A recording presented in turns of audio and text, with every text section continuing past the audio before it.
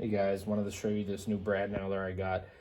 Super nice. Came with this hard case, which is awesome, and it came with a set of safety glasses.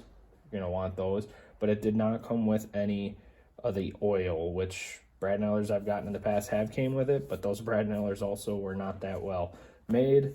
I've heard really good things about this from my buddy, and so I got one. And it shoots up to 2-inch brad nails, and it's an 18 gauge. To load it, you just press this button down here. These are 1 1/8 inch brad nails. Holds up to 100 of them. That one's probably got 80 on it. Lock it in just like that. Put some air on it. So when I seen this, I wasn't sure what this was. I thought it was a safety, but I believe it's called a bump fire, and it's an awesome feature. So if you have big sheets of plywood or something you're putting down for some subflooring to whatever you're doing, you'll see here in a second, it's very cool. So right now I have it on single fire.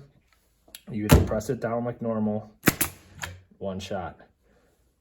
With this, you turn it to this, hold it. That's pretty nice. Very, very quick feature. So definitely am really happy about this, and I'd give it a thumbs up.